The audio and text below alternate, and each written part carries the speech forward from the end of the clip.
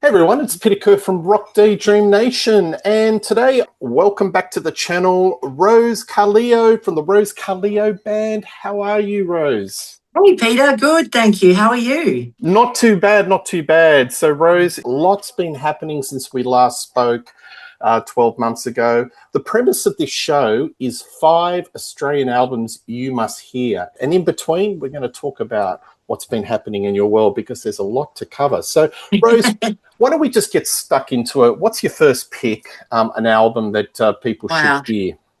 You know, I'm such a big fan of Australian music. We have such, from over the years. But I've got to say, probably one of my all-time favourite albums ever is Power Age from AC/DC. Love it. Just a classic album. You've got Riff Raff, you've got Rock and Roll Damnation, Gone Shooting, even though that's probably not the best topic, but just the grooves, the guitars, the melodies, all, I don't need to sell it to you. Such a great album and influential album too. Oh, look, it's my favourite AC/DC album. Same. I think that's where it's at. And just a little bit of trivia, Keith Richards plays that album as a warm-up before the Stones go. He's a huge AC/DC fan. Makes sense. I think that the legend of Bon is wrapped around in that album. Just those rascal lyrics, that warm, He's my favourite. that raspy tone, and it's just getting back to basics. It's not heavy metal, it's not hard rock, it's just rock and roll. Yeah, it's honest, it's raw. It's what you see is what you get. Absolutely. Well, I'm going to promote an album from the great Jimmy Barnes, but I'm not going to go about for the working class man. I think this album gets kind of ignored, and this was his first solo album, Body Swerve. So I think this needs to get a little bit more love. The big hit off this was No Second Prize. Then it had Vision, it had Daylight. Yeah.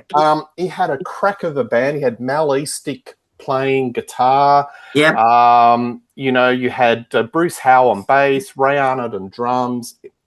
The sound just pops out of the speakers. Barnes is singing in fine form, but there's a lot of soul in it. It's not just Barnesy just doing the hard rock and singing over the riffs. There's a lot of soul sensibility in it. And I think everyone just focuses on For the Working Class Man, but they really ignore that album, and I think they need to rediscover it. So it's a bit of a gem. Are you familiar with that album? Yeah, I am. I agree with you. I agree. And I looked through that album for my top 5 list. I'm like, fantastic album. And and definitely overlooked. Yeah, absolutely. Shut the window down. I close the curtain. Just got to block out the light. I feel sad. Now, let's talk about what's happening in your world. You've got a new song called Son of God that came out a couple of weeks ago. Are you pleased with the reaction? Yeah, really, really pleased. The song was written a couple of years ago. Mick had written the song, and so it's been sitting for a little while, and as an independent artist, independent band, getting everything together, including the funds and everything to put an album together. It takes a bit of time. So really happy with the response, with how the video clip came out, the recording. Yeah, really proud of it.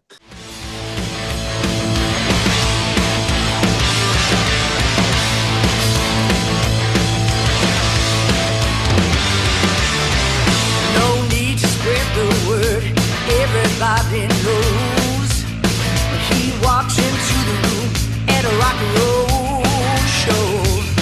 Small in stature, big of heart, just like the old man.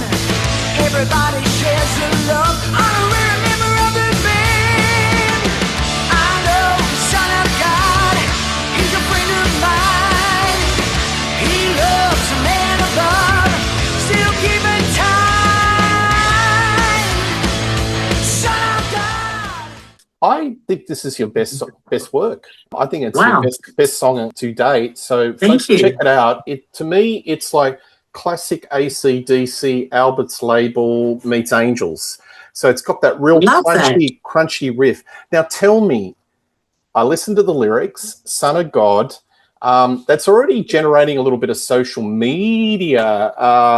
It is. Not controversy, but what are the lyrics? Are you going for something a little bit more religious? There's a lot of metaphors in this song. Well, yeah, there are a lot of metaphors. The music clip sort of, I guess, opens up the story. It tells you what it's all about. So it was written for a really good friend of ours and of the band and supporter, Ross Young, son of Malcolm Young.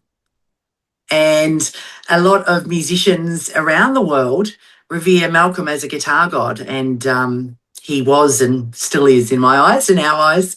So Ross has been a really great friend and supporter for quite a few years, probably 8 or 9 years easily. And, he quite often turns up at our gigs, band gigs and my solo gigs, and just to come and have a drink. And, I guess it makes sense to us. He's the son of God, of our God. So he loved the song as well. So it's just a bit of a, I guess, a nice thing to recognise him and to pay tribute to our friendship. Absolutely. And with lyrics, you can take what you want. There's, you could probably even interpret as a religious lyric in a way if you go down that stream. So sure. That's the power of why this song is kind of, it's so good, because you can interpret it in multiple ways. Absolutely. And look, we're Christians too. So yeah, sure. Yeah. However it makes you feel, go for it. Yeah. Is this the sound of the album that's going to be coming out sometime in the future? Well, the album's going to be out in May. I have a definitive date for you now. 16th of May it'll be out, or 15th of May. We've got a scoop. So, look, it's definitely a blues rock album. There's a few heavier songs on there. There's a few more middle of the road songs. So, again, it's a bit of a mix. But if I had to say, I'd say probably heavy blues rock. A couple of songs have already been released. Daisy song we had last year. And, of course, Son of God, that's just been released now. And then there'll be a new song that will be released when the album is released in May, which is the title track, called 42 Days. So, yeah, really, really excited. Okay, we'll look out for that, and we'll talk maybe the other side of the album. Love to talk to you and just go through it. Number 2 pick, what have you got for us? Oh, gosh. Gee, I tell you. I'm not sure whether to no particular order. However, Johnny Diesel and the Injectors. Oh, another forgotten album. 1989, self-titled. Picking up the pieces up on the floor. How'd I know there was gonna be a war? Words of sorrow, words of spite. That is going to be one of the best albums ever, I reckon. We do a few songs off that album in our cover band, but definitely forgotten album. And I'm from Perth as well. So Johnny Diesel and the Injectors were born in Perth, right? Even though he's American. But so I remember I was a little bit young to get into some of the clubs, but I would sneak in a couple anyway, but that's another story. But such cry and shame, he's one of the standouts. Don't Need Love, Soul Revival, all that kind of stuff was just ahead of its time. Yeah, absolutely. I saw them in the day, Coogee Bay, the old Salinas in 1989, packed to the rafters off the back of that album. It was kind of blues, but at the same time, it had a rock element, and he had this real soulful voice. Yes. Then he went solo, had hip fidelity, but then he kind of disappeared, and albums didn't sell as well. He's one that is kind of forgotten and should be celebrated. He is. But he was a very bright star for maybe 4 to 5 years. Incredible musician. Yeah. Absolutely. He's still one of my favourites. Yeah. That's a great pick. All right. I'm going to celebrate one of Australia's greatest live bands of all time, and that's the Angels. But oh, yeah. I'm going to cheat, and I'm going to put the Live Line album, which is it's just their live album. It was recorded at Bankstown RSL, various venues in the day. Doc Neeson is probably one of the greatest Australian frontmen. all of the songs are in the Great Australian Rock Songbook, Rose. Yep. Yeah, there you go. Am I ever going to see your face again? The call and response, it's just legendary. Mr. Damage, Back on You, Fashion and Fame, No Secrets. It's all part of the Australian Songbook. You know, they should have been much bigger. In America, they were called Angel City, or, you know, I don't know. It's just one of those great head-scratch moments that there's such a great Australian band that defined the pub rock sound, and they just, you know, they should have just been in the major league. But I think if anybody needs to check out an album, just go to the live album, because it really encapsulates what they sounded like. And I can tell you, I saw that I was right in the middle, in the mosh, and they were just, the communication between Doc and the audience was just, it was like a rock church. It was, yeah, I bet. Yeah, I believe it. Are you a big Angels fan? Love the Angels. Absolutely love the Angels. And Mick, my husband, Mick Adkins, is an even bigger Angels fan. So, yeah, absolutely love them. Yeah, well, Son of God has that Brewster Crunch, you know, that ticka, you know, that sort of staccato sound. And, big influence. Yeah. I think it's the Australian rock sound, isn't it? It is, yeah. Yeah, absolutely. All right, I've got to tell you a story. I was in Japan and, you know, looking at social media on Facebook, and I do follow you, and seeing all this heat around Rose Carleo. It was like in September. And it came up on my Facebook feed, The Voice. Rose, you know, she's rocking it. And so obviously I was overseas. I didn't watch it in, you know, while it was happening, but you were absolutely slamming it on The Voice Australia. So can you please tell our viewers, how did this happen? And yeah, tell us about the experience. Well, I guess over the years, a lot of people have encouraged me to go on, and I've always said, no, I'm not really into reality shows and all that kind of stuff. And then I was asked to go on, and a few other people encouraged me as well, as mainly Mick Adkins, my husband. And I sort of had said no originally. I was like, I just don't know. I'm older. I'm, you know, probably not the stereotypical, you know, contestant. And then I thought, you know what? I said to them, can the band wear our band T-shirts on when you film? And they said yes. And I said, all right, I'll do it. So I thought, why not? Give it a crack, yeah. Yeah, why not? You know, initially, I guess I was a bit worried about, what are people going to think? You know, I've been at it for so many, you know, over 30 years. Why is she going on there now? But then it's like, life's too short to worry about what people are going to think. So I thought, I'll give it a crack. I'll represent rock. I'll represent the older rockers. And I had a lot of fun. It was an eye-opener, definitely, to see how, you know, shows are put together. Lots of long days, lots of waiting around, lots of hair, makeup, wardrobe interviews, all the stuff. But it was a good experience, and I met some really lovely people. Fantastic. And the song that you did to win the blind audition was Rock and Roll by Led Zeppelin. So if you're going to do a showcase song that showcases your voice and goes pow between the eyes, that's the song. Yeah, thank you. Yeah, it was out of a couple, actually. It was out of that. It was out of there was a Melissa Etheridge song that was going to be a possibility as well. But it was all about licensing and things like that. So, you know, while we give suggestions, we kind of don't really get the ultimate decision. The producers do.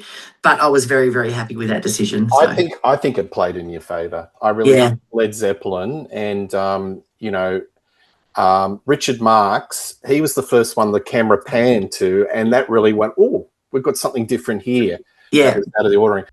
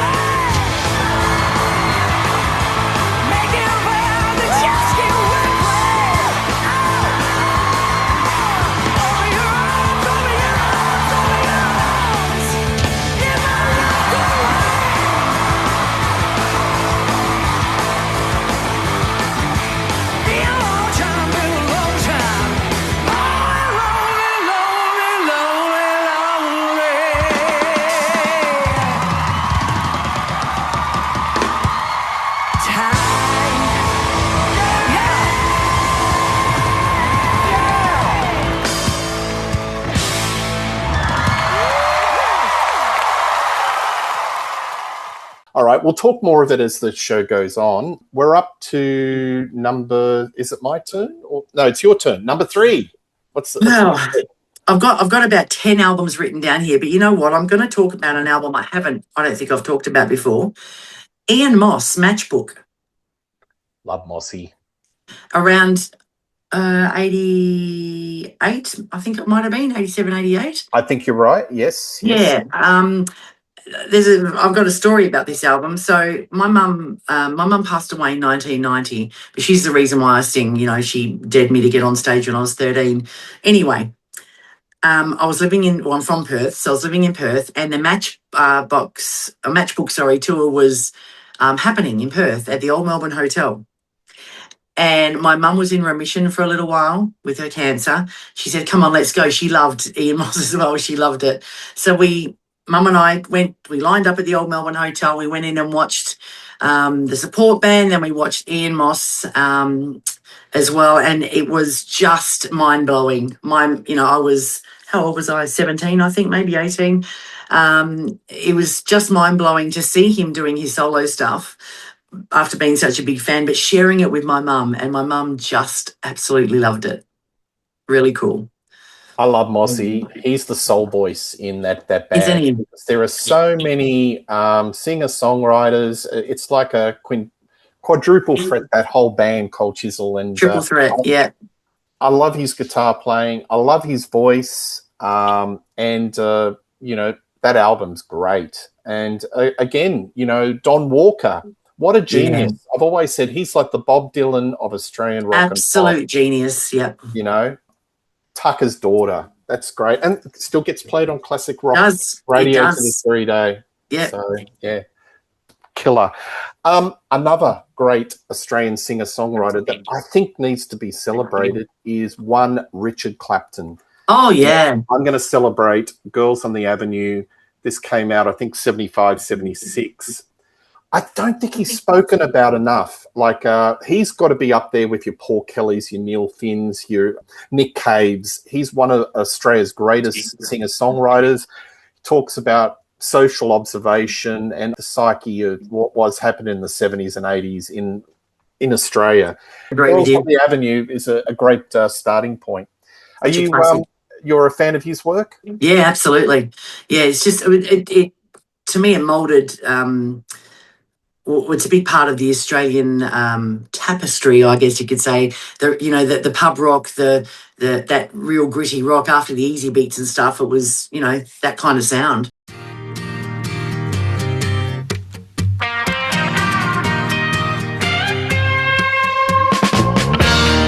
Girls on the avenue,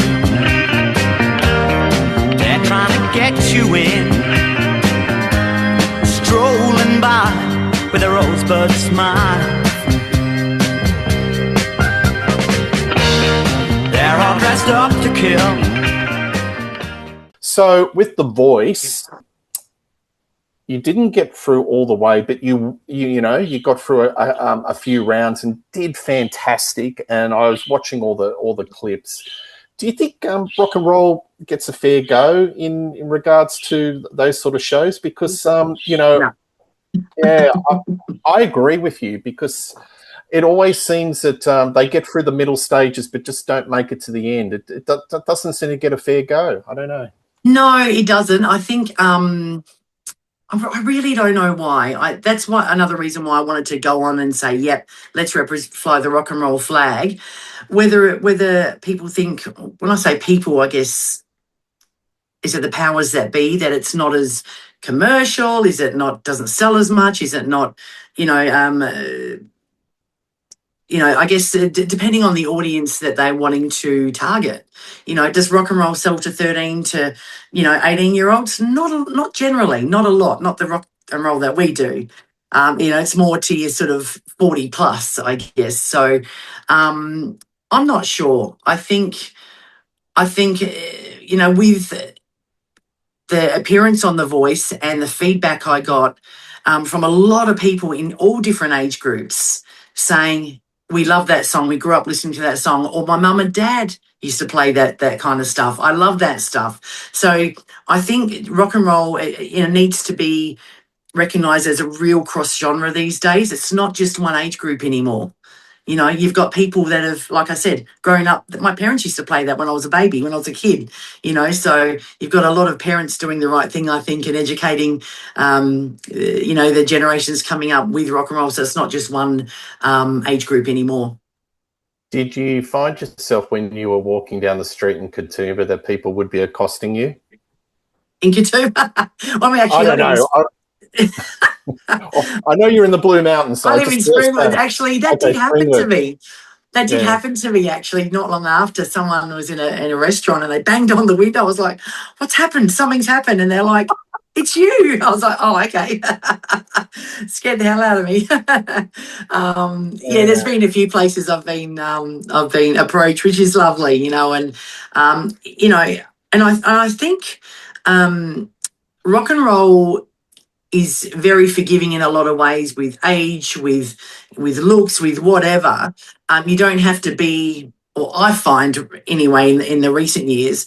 Obviously, I'm not a young little thin Barbie doll, and nothing against anyone who is, but it's about real people and about real experiences. So I've been really fortunate to have been accepted by, you know, the Australian rock industry in that respect. That you know, we're real people living in Australia, you know, living real lives and enjoying it and just trying to connect with audiences.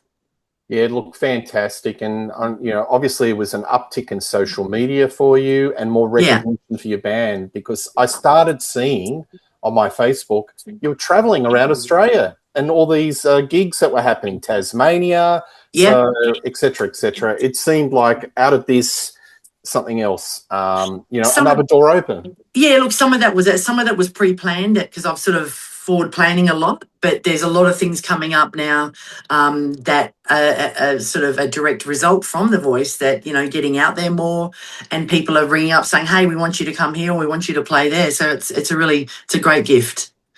We'll cover that in the next break after your next album pick. So what's your next number 4? Oh dear, I'll tell you. I think I'm going to have to go. Oh, there's so many. I'm going to go with the Baby Animals. Their self-titled debut. A lot of these that I'm talking about are debut albums. I've got a thing about debut albums. I think that, you know, it's taken so many years for people to get out a debut album. Might have been 10, 20, 30 years. But when that album comes out, that's their life work that they've finally got to share. And the Baby Animals, 1989, I think it was, wasn't it? Or 1990, 90 or 91 it was. You know, Early Warning, Rush You, Painless, all that stuff just grabbed me, just got me right in the heart. And such a raw and honest and true Australian rock album. Absolutely love it. Still love it to this day. Yeah, I didn't choose that because I had it in my back of my mind. I bet you Rose picks that one. So well, I almost didn't. Yeah, absolutely. I saw them in the day. They were Me too. As Susie is a great front woman, and Sure you know, is. flying the flag of rock and still going out there. I think they're a different lineup. Yeah. But that album was super hot. And I agree. When you do a debut, you're putting your life investment, all your experiences. It's like you got nothing to lose except to win. Yeah, absolutely. It's the second album that's the difficult one. What do we write about? You know, hotels, bars, touring. You know, that's the difficult one. 100%. Yeah.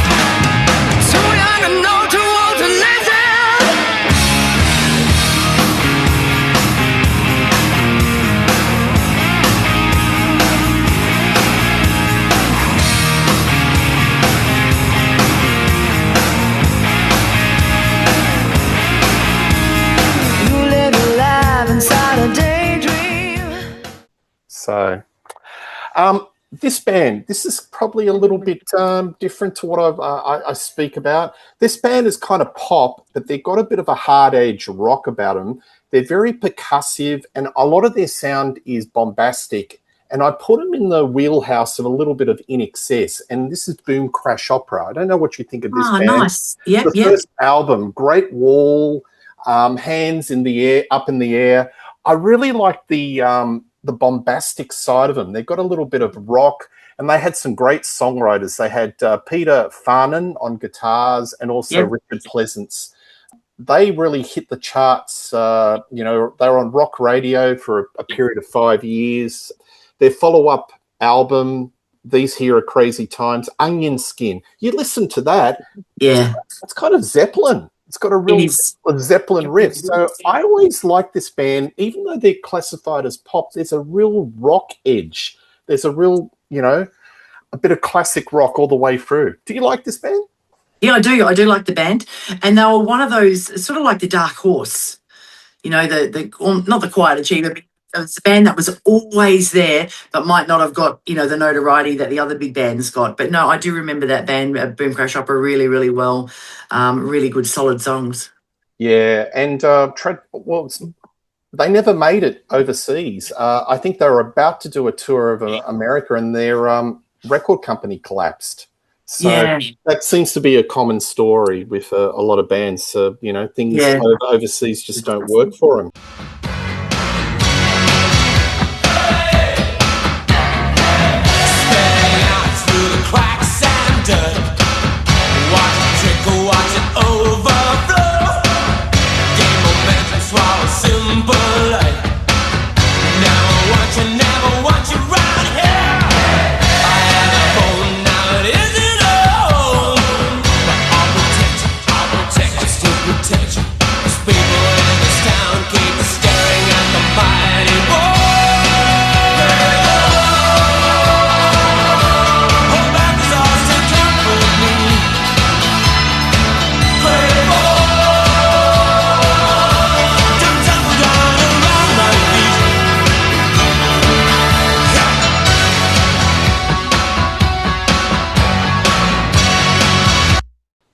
So, in respect of your band, what are the plans in the future currently as they sit?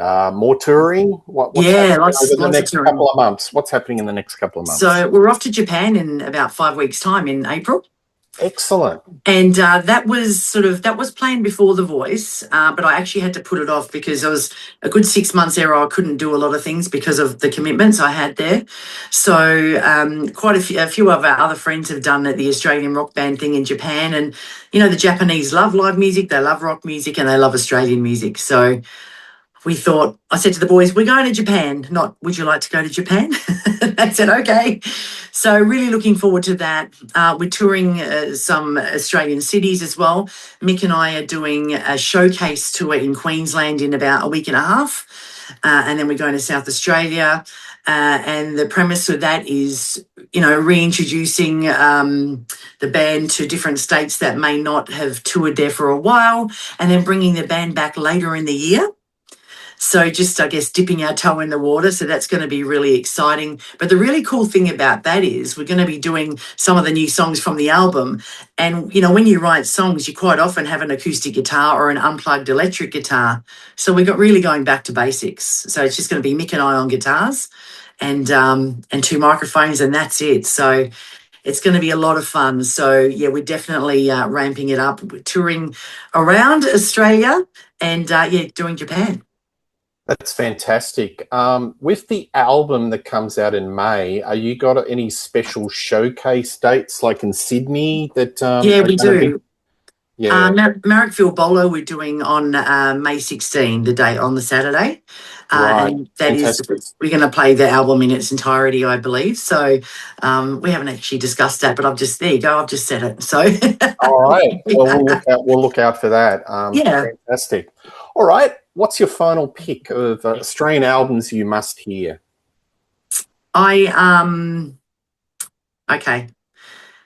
There's about 5, but I'm going to choose the Screaming Jets, All for One. So that came out around the same time as the Baby Animals debut. I know that because I was in Perth, grew up in Perth, and they toured together. the Baby Animals opened up for the Jets, and I went to all of the Perth shows on that run. Like night after night, I was there. So look, the Screaming Jets are just—I don't need to tell you who they are. All your listeners, I'm sure. Absolutely brilliant outfit, brilliant songs, and most of the songs were written by the late and great Paul Ursine. And with the other band members too, of course. But I mention that because Paul was a very close friend of ours as well. And he played on my 2015 Time Is Now album. And I toured with him a little bit as well. So heartbroken when he passed. But that album, it brings back a lot of great memories for me. I guess, in that time of when I was rediscovering rock, and all that new great music was coming out of Australia. So, you got your classics, your betters and your come-ons and that. But I remember when I first heard Come On, and I was like, whoa, who is this? Just blew my head off. So, yeah, the Screaming Jets debut album for me. Fantastic. Well, yeah, they're a stalwart of Australian Aussie rock, aren't they? And, Newcastle legends. Yeah, absolutely. Yeah. Everyone who comes, every one of my friends that lives in Newcastle always mention Screaming Jets. Yes. I remember I saw them, when I was about this high. Yeah. Yeah, look, and I think the next era of Newcastle, after that, it was Silverchair probably was the next big, But anyway, yeah. I don't know what's in the water. I don't know what's in the water. Oh, I know. It's pretty fertile. Now, this next album, you may have heard of this artist.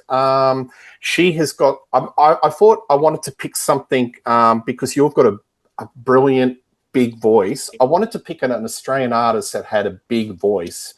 And this lady was very popular in the 70s. She had a huge hit that came out, I think, in 72, 73. Her name is Colleen Hewitt. I don't know if you've heard of her. Love Colleen Hewitt. And the big song was Day by Day, which was off the Godspell musical. Yep. It was produced by Molly Meldrum, another masterclass. He's like the Phil Spector of Australian music. Yeah. And you've got to hear this. It's just a vocal masterclass, this wonderful, beautiful soul voice.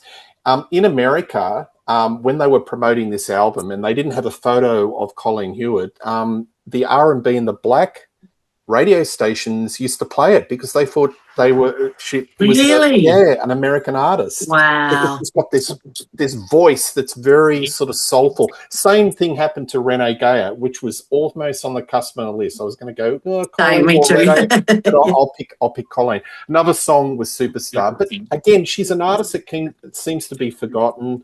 In the 70s, she was uber huge. Yeah. I always point people, Day by Day, you've got to listen to it. It's the quintessential version. Yeah, and the tone, her tone is just, you're born with it, right? So there you go, Rose. It's a pleasure having you on the show. As I said, you've got to, folks, check out Son of God. It's out.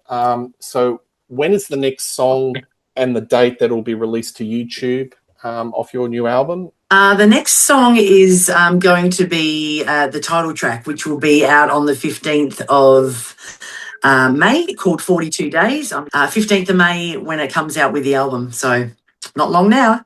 Absolutely. Well, I'd love to speak to you later in the year, the other side. I'd love to hear about your Japan trip. Stay away from record stores because you might go crazy over there. They might, you might have to take some extra baggage. The shopping is fantastic. Yeah, well, I've heard all about the guitar stores too, so yeah. Yeah, watch out, Mick.